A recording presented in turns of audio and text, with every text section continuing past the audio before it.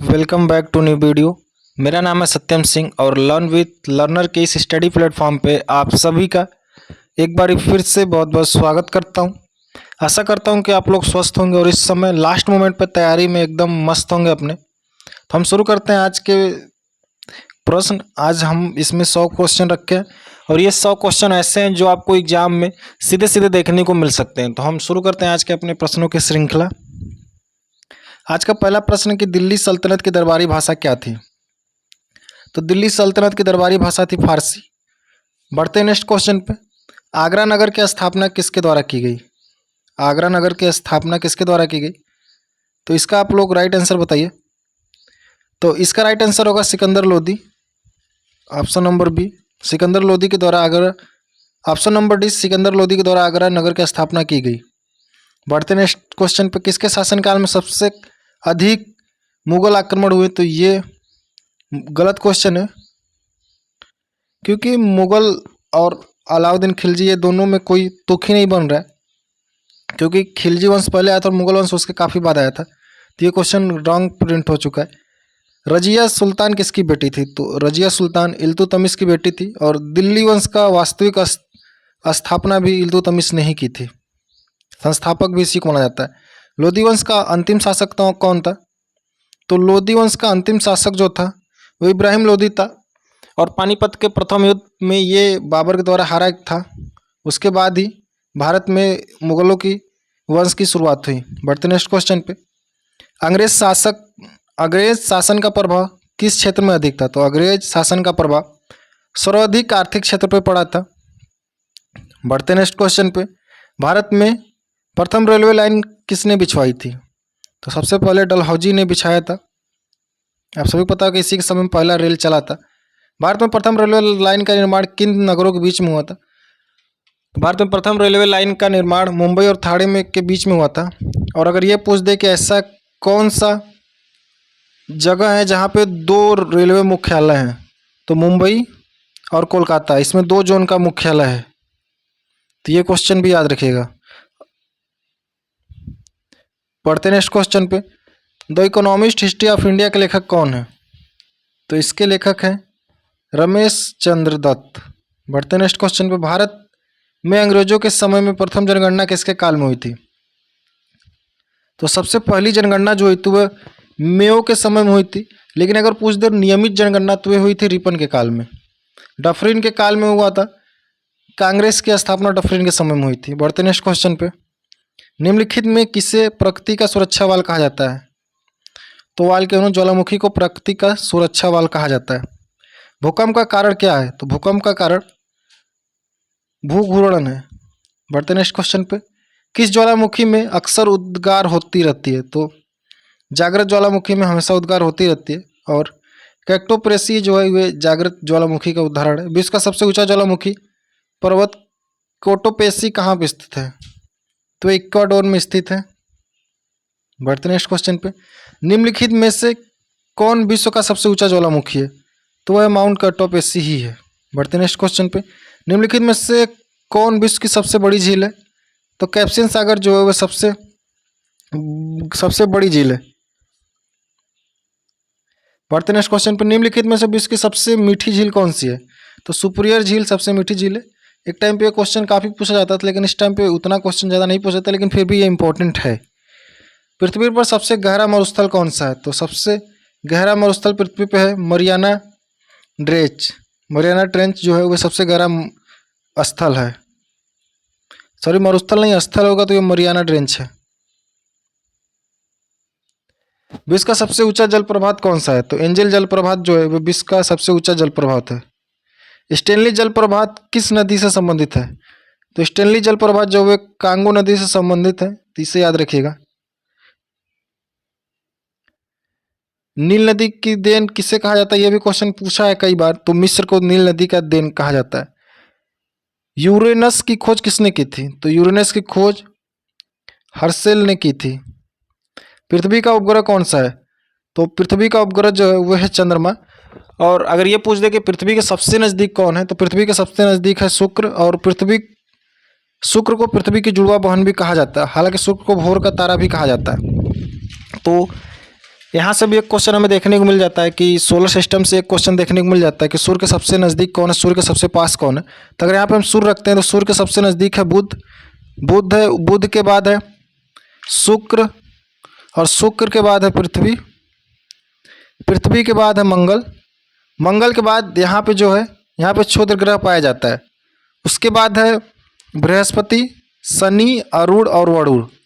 तो पिछली बार इस तरीके से क्वेश्चन पूछा गया था कि आंतरिक ग्रह कौन से हैं, तो यहाँ पे 4 ग्रह था, उसमें से एक ग्रह जैसे कि बुध, शुक्र, पृथ्वी, उसके बाद दे दिया था वरुण। तो इसमें से आंतरिक ग्रह कौन सा नहीं है, तो आप ये चारों ग्रह याद कर लीजिएगा और इन ग्रहों का सीक्वेंस भी याद करिएगा। अगर ये पूछ दे कि कौन सा ग्रह आंतरिक ग्रह, कौन सा ग्रह आंतरिक ग्रह नहीं है, तो ये आपको आसानी होगी। या फिर इस तरीके से पूछ दे कि सूर्य से सबसे पास बढ़ते हुए क्रम में इसे लगाइए, तो आप लोग अगर अच्छे से याद कर रहेंगे तो कोई दिक्कत नहीं होगा। तो पृथ्वी का जो उपग्रह है वो है चंद्रमा। पृथ्वी से देखने वाली चंद्रमा की सतह, उसकी कुल सतह का कितना प्रतिशत है? उसके कुल सतह का है 59%। अब हम बढ़ते हैं नेक्स्ट क्वेश्चन पे। रेगिस्तानों में बादल बरसते नहीं है क्योंकि निम्न आर्द्रता के कारण, क्योंकि वहाँ पे आर्द्रता बहुत कम होती है, जिसके कारण रेगिस्तान के बादल बिना बारिश के ही वापस लौट जाते हैं। कौन सा देश सबसे अधिक द्वीपों से मिलकर बना है? तो सबसे ज़्यादा द्वीपों से मिलकर इंडोनेशिया बना हुआ है। किस महाद्वीप में एटलस पर्वत स्थित है?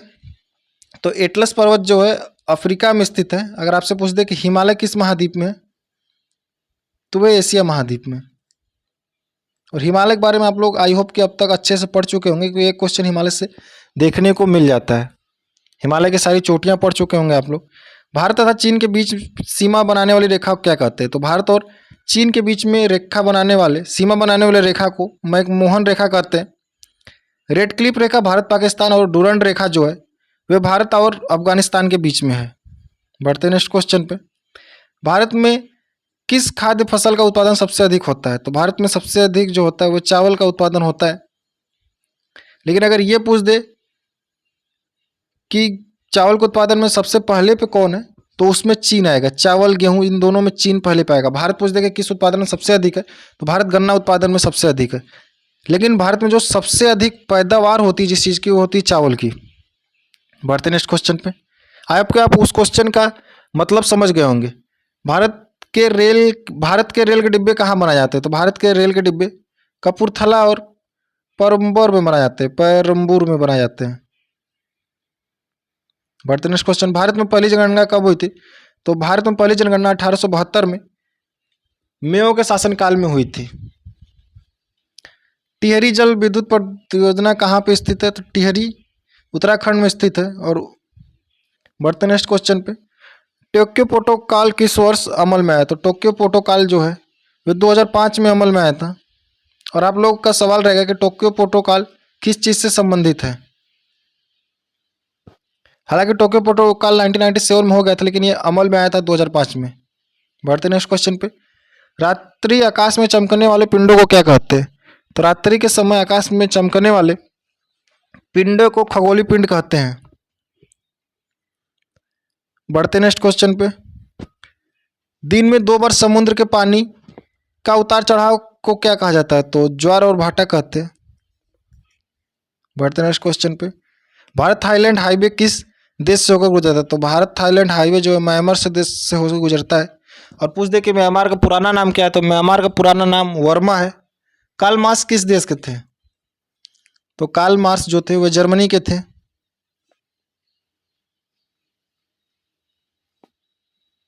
बढ़ते नेक्स्ट क्वेश्चन। भारत का सबसे पुराना यूरोपीय चर्च किस शहर में है? तो भारत का सबसे पुराना यूरोपीय चर्च कोचीन में है।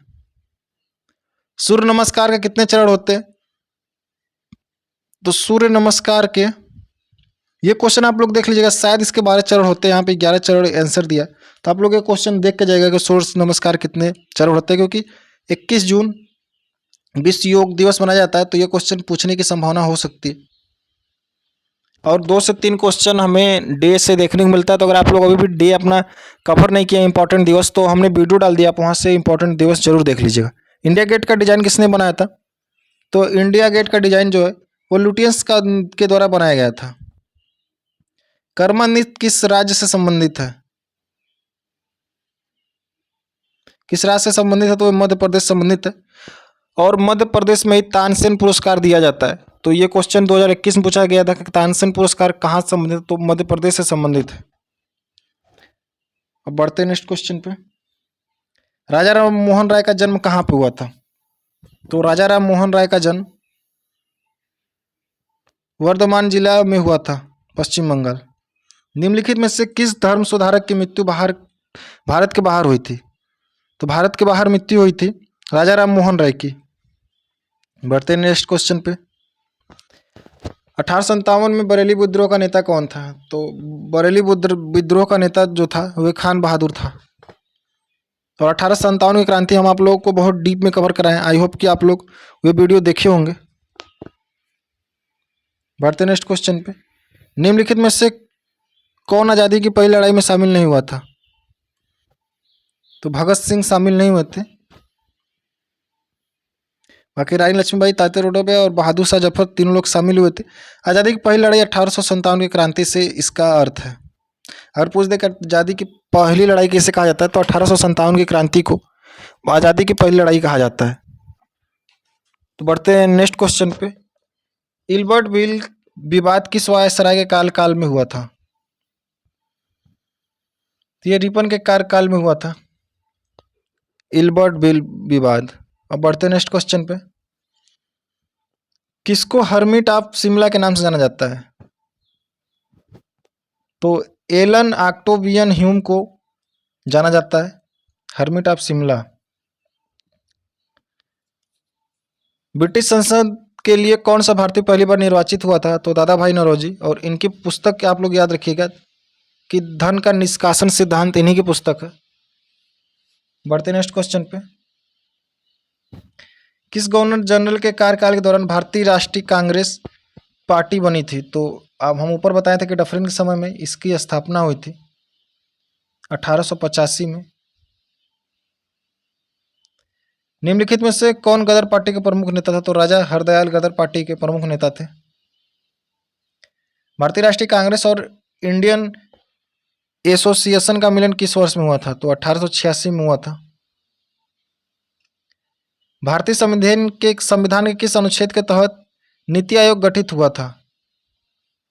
तो इसमें से कोई नहीं। और नीति आयोग का जो गठन है योजना आयोग के स्थान पर हुआ था 1 जनवरी 2015 में। और इसके अध्यक्ष प्रधानमंत्री होते हैं और उपाध्यक्ष सुमन बैरी हैं इस समय। शराबबंदी संविधान के किस धारा से निर्देशित है? तो आर्टिकल 47, जिसमें मदिरा पे निषेध की बात की गई है। उच्च न्यायालय को किसका अधिक्षण करने का अधिकार है? अधीनस्थ न्यायालय का अधिक्षण करने का उनको अधिकार है। बढ़ते नेक्स्ट क्वेश्चन पे। उच्च न्यायालय के पद पर नियुक्ति होने वाली प्रथम महिला कौन थी? तो उच्च न्यायालय के पद पर नियुक्त होने वाली प्रथम महिला थी अन्ना चंडी। बढ़ते नेक्स्ट क्वेश्चन पे। वर्तमान समय में भारत में कितने क्षेत्रीय परिषद कार्यरत है? तो 5 क्षेत्रीय परिषद कार्यरत है। योजना आयोग का पदेन सभापति कौन होता था? तो योजना आयोग का पदेन सभापति प्रधानमंत्री होता था, जबकि नीति आयोग का भी पदेन सभापति होता है प्रधानमंत्री ही। योजना आयोग एक असंवैधानिक निकाय है और नीति आयोग भी एक असंवैधानिक निकाय है, क्योंकि इनका संविधान में कहीं जिक्र नहीं है।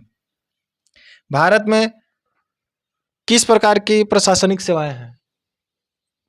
तो भारत में अखिल भारतीय प्रशासनिक सेवाएं हैं। ऑप्शन नंबर ए सही होगा। इसका जिक्र 315 में है अनुच्छेद। बढ़ते नेक्स्ट क्वेश्चन पे। वित्त आयोग का गठन कितने समय के लिए होता है? तो वित्त आयोग का गठन 5 वर्ष के लिए होता है। बढ़ते नेक्स्ट क्वेश्चन पे। राज्य वित्त आयोग एक संवैधानिक संस्था है। सी सही होगा इसका। भारत में स्वतंत्रता के बाद प्रथम आम चुनाव कब संपन्न हुए थे? तो 1952 में प्रथम आम चुनाव संपन्न हुए थे। भारत में पहली महिलाओं को मताधिकार का अधिकार कब प्राप्त हुआ? तो 1926 में प्राप्त हुआ। निम्नलिखित में से क्या प्रत्यक्ष लोकतंत्र का उदाहरण है? तो ग्राम पंचायत इसका राइट आंसर होगा। राजस्थान में पंचायती राज व्यवस्था की शुरुआत किस जिले में हुई थी? तो नागौर जिले में हुई थी और सबसे पहले यहीं पे हुई थी। बैंक दर में परिवर्तन से प्रभावित होता है तो ब्याज की दर कम, ब्याज की कम दर। बढ़ते next question. Mumbai stock exchange का शेयर सूचकांक क्या है? तो इनमें से सभी है। और सेंसेक्स एशिया का सबसे पुराना सूचकांक है। अगर पूछ दे कि एशिया का सबसे पुराना सूचकांक क्या है तो यह सेंसेक्स। कौन सा बैंक कृषि और ग्रामीण वित्त की आवश्यकताओं तक सीमित है? तो यह होगा नाबार्ड। 12 जुलाई 1982। निम्नलिखित में से भारत के किस भूतापीय ऊर्जा स्रोत नहीं पाए जाते हैं? तो Ganga delta. Steel authority of India limited की स्थापना कब हुई थी? तो उसकी स्थापना 1974 में हुई थी। शर्करा कैक्टोरियो की अधिकतम संख्या कहाँ पाई जाती है? तो उत्तर प्रदेश में पाई जाती है। निम्नलिखित में से किससे व्हाइट अपदार्थ कहा जाता है? तो मेटल को व्हाइट अपदार्थ कहा जाता है। महासागरीय सतह का निर्माण किस चट्टानों से होता है? तो महासागरीय सतह का निर्माण बेसाल्ट चट्टानों से होता है। ग्रह क्या है? ग्रह एक ऐसे गैसीय गोले होते हैं जो आसमान में, जिनके ग्रह ऐसे अप्रकाशमान पिंड होते हैं जो टिमटिमाते नहीं हैं। और ग्रह ऐसे होते हैं जो तारों के प्रकाश से प्रकाशित होते हैं और जिनका खुद का उष्मा और प्रकाश नहीं होता। और तारे वे होते हैं जिनका खुद का उष्मा और प्रकाश होता है, वे खुद की रोशनी से टिमटिमाते हैं। बढ़ते नेक्स्ट क्वेश्चन पे। महाद्वीप और महासागर किस श्रेणी के उच्चावच हैं? तो प्रथम श्रेणी के उच्चावच। ये क्वेश्चन आप लोग देख लीजिएगा, ये क्वेश्चन पूछ सकता है, इंपॉर्टेंट क्वेश्चन है कि महासागर और महाद्वीप किस श्रेणी के उच्चावच है। संचार उपग्रह की वायुमंडलीय स्तर क्या है? तो आयन मंडल। और अगर पूछ दे कि मौसमी घटनाएं किस मंडल में पाई जाती हैं तो टोपोस्फीयर में पाई जाती है क्षोभ मंडल में। ये क्वेश्चन कभी कभी ऐसे पूछ देता है कि क्षोभ मंडल देगा ही नहीं, सीधे टोपोस्फीयर दे देगा। तो आप लोग दोनों नाम याद रखिएगा। पृथ्वी के सतह से सबसे दूर वातावरणीय परत को क्या कहते हैं? तो उसको वायुमंडल कहते हैं। हिंद महासागर और लाल सागर को कौन सी जल संधि जोड़ती है? तो बाल अल मनदेव संधि से जोड़ती है। ऑप्शन नंबर ए सही होगा। भारत में दास प्रथा कब अवैध घोषित की गई थी? तो 1841 में अवैध घोषित की गई थी। बढ़ते नेक्स्ट क्वेश्चन पे। बहावी आंदोलन का मुख्य केंद्र कहाँ था? तो बहावी आंदोलन का मुख्य केंद्र पटना में था। ग्रेट बैरियर रीफ की लंबाई और चौड़ाई कितनी है? तो ऑप्शन नंबर ए सही होगा। 1900 किलोमीटर लंबाई और 160 किलोमीटर चौड़ाई। सुएज नहर के उत्तरी प्रवेश द्वार पर कौन सा बंदरगाह स्थित है? तो पोर्ट रसीद स्थित है। गंगा नदी का डेल्टा किस प्रकार का है? तो गंगा नदी का डेल्टा जो है वह चापाकार प्रकार का है। किस क्षेत्र के चारागाह को बेल्ट कहा जाता है? तो बेल्ट घास के मैदान कहाँ पर पाए जाते हैं? ये भी क्वेश्चन इस तरीके से भी बनता है। तो दक्षिण अफ्रीका में बेल्ट घास के मैदान पाए जाते हैं। सचिन तेंदुलकर ने सभी तरह के फॉर्मेट में कितनी सेंचुरी मारी है? तो वे 100 सेंचुरी मारे हैं। और पूछ देता है कि 100वीं सेंचुरी कहाँ पे मारे हैं? तो शेर बंगला स्टेडियम बांग्लादेश में मारे हैं। बायजूस क्या है? तो बायजूस एक शिक्षा की कंपनी है। वर्तमान समय में 2022 में कुल कितने विमान वाहक हैं? तो एक है विमान वाहक पोत। वर्तमान समय में 2022 में किस देश का सबसे अधिक पनडुब्बी है? तो सबसे अधिक पनडुब्बी चीन के पास में है। भारत में किस देश की वायुसेना से सबसे मजबूत है? विश्व में किस देश की वायुसेना सबसे मजबूत है? तो अमेरिका की सबसे मजबूत है। किस देश में सबसे अधिक बंदरगाह हैं? तो चीन में सबसे अधिक बंदरगाह है। किस देश में सबसे अधिक झीलें हैं? तो कनाडा में सबसे अधिक झीलें हैं। पंपास घास के मैदान कहाँ पाए जाते हैं? तो पंपास घास के मैदान अर्जेंटीना में पाए जाते हैं। कृष्ण छेद के सिद्धांत को किसने प्रतिपादित किया था? तो एस चंद्रशेखरन ने इसे प्रतिपादित किया था। गुरुत्वाकर्षण के नियमों का आविष्कारक कौन है? तो न्यूटन है। और आप तीनों नियम देख के जाइएगा। निम्नलिखित में से कौन सा कंप्यूटर का मूल कार्य नहीं है? तो डाटा को स्वीकार करना, डाटा को प्रोसेस करना, टेक्सेस को स्कैन करना, फिर डाटा को स्टोर करना। तो इसका राइट आंसर होगा ऑप्शन नंबर सी, टेक्सेस को स्कैन करना। भारत में तम्बाकू विरोध दिवस कब मनाया जाता है? तो तम्बाकू विरोध दिवस 31 मई को मनाया जाता है। मई के और इम्पोर्टेंट डे में 8 मई को मनाया जाता है रेड क्रॉस दिवस। बढ़ते नेक्स्ट क्वेश्चन पे। द बायोग्राफी ऑफ कैंसर नामक पुस्तक के लेखक कौन है? तो सिद्धार्थ मुखर्जी इसके लेखक हैं। आरबीआई का फुल फॉर्म क्या है? तो RBI reserve bank of India. इसकी स्थापना हुई थी 1935 में। इसका पहले मुख्यालय कोलकाता में था। वर्तमान में इसका मुख्यालय जो है मुंबई में स्थित है। और इसके पहले भारतीय गवर्नर सीडी देशमुख। सीआईडी का फुल फॉर्म क्या है? तो सीआईडी का जो फुल फॉर्म है वह सेंट्रल इंट्रोगेशन डिपार्टमेंट। बढ़ते नेक्स्ट क्वेश्चन पे।